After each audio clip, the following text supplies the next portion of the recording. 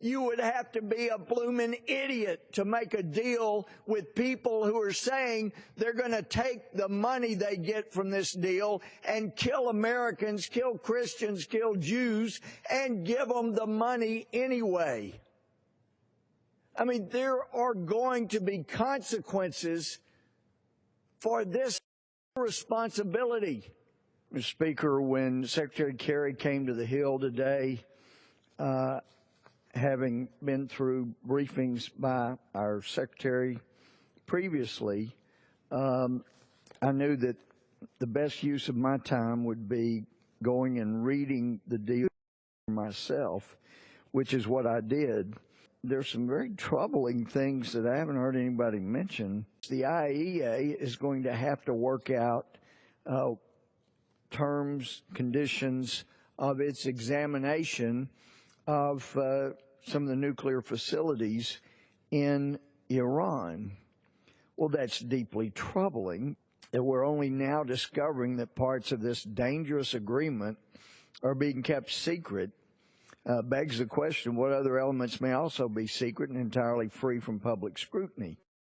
So in the meeting with the IAEA, something I've done in the last year and a half, but because of the ban on my using being able to travel by our speaker, because I was hoping to have a different speaker, I'm not able to visit anymore in a room with the IAEA, their office in Vienna. That was immensely helpful to doing the job, but as one of the speaker's folks mentioned, they see taxpayer-funded travel as a reward, and I haven't earned their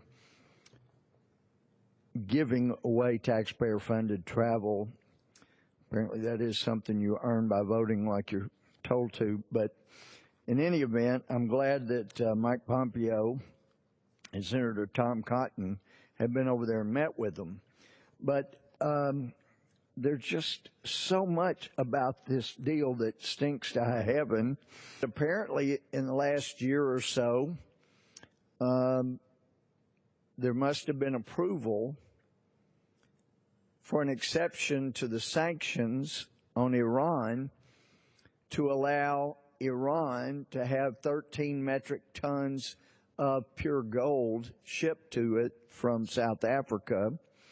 And then we find out today that actually the U.S. was releasing $4.2 billion to Iran, apparently in return paying them to sit down and negotiate further. Mr.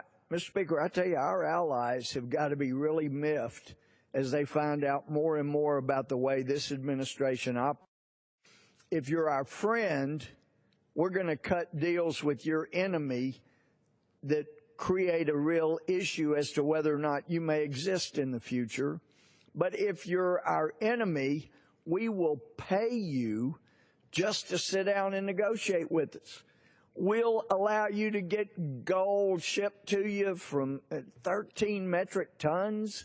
I wonder how many American lives have had their demise contributed to because of the gold. How many Christians, how many Jews or Christians around the world have lost their lives as a result of this administration paying the world's leading sponsor of terror all this money, apparently just to sit down with them, and releasing all this money in the past just to get them to come to the table. We don't do that with our friends. We don't pay them to sit down with us. But this administration, we'd already seen this in the attempted dealings with the Taliban. Our enemies have really learned how to deal with this administration. Our friends have got to be scratching their heads, those that still have their heads. Words mean a lot when I'm reading through things, and there is one word that particularly catches my attention, and that is a little two-letter disjunctive word, or. I would just submit that those folks out there saying, hey, it's a 10-year deal, it'll keep Iran from having nuclear weapons for 10 years, even though they may come back, within and have a nuclear weapon within a month, 2 months, 3 months after the 10 years, at least it'll keep them tied up for 10 years. I would encourage anybody that has access to the actual agreement to look at any years mentioned, 8, 10, whatever it is,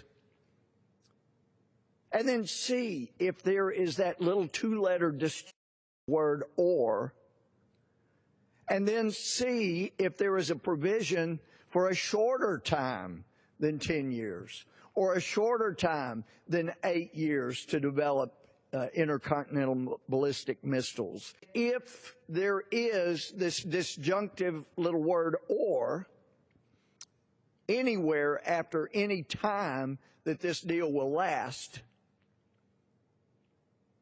we need to know how long that other provision might be that would be shorter than 10 years. And if that provision, if there's such exists, puts the hands of how long this deal will last completely out of the United States' hands, completely out of the P5+1, then that alone makes this deal a no deal.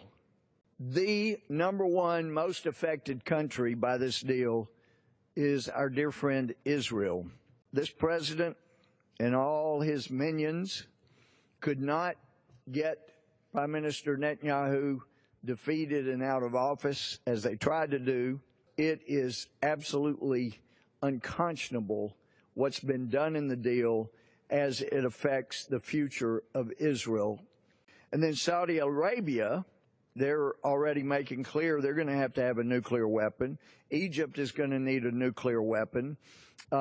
This deal makes clear that Iran is going to have nuclear weapons in at least 10 years, 2 months, whatever anybody wants to say, or out of my concern, possibly much sooner than that, legally under the deal, even if it were ratified by the Senate.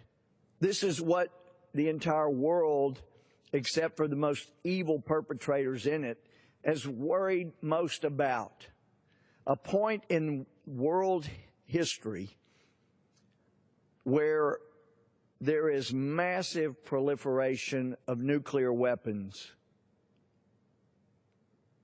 And it won't do much good to return a Nobel Peace Prize after a president causes nuclear proliferation that leads ultimately to the losses of millions of lives and rampant destruction around the world, and certainly in the Middle East.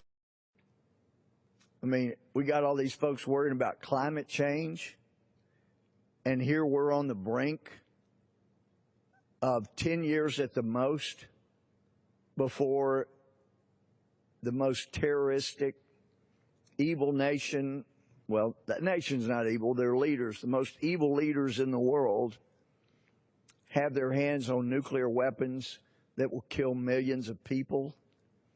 Yeah, it won't do much good for all those that lose their lives in a horrible flash if the president sends back his Nobel Peace Prize as being the cause of that. That's why it's so important that we stop this deal.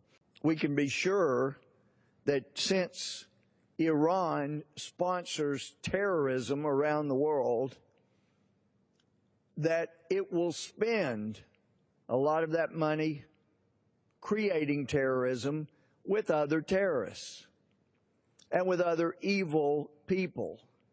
And those evil people will then be able to take the billions of dollars they get from Iran and spend that for their evil purposes with other evil people.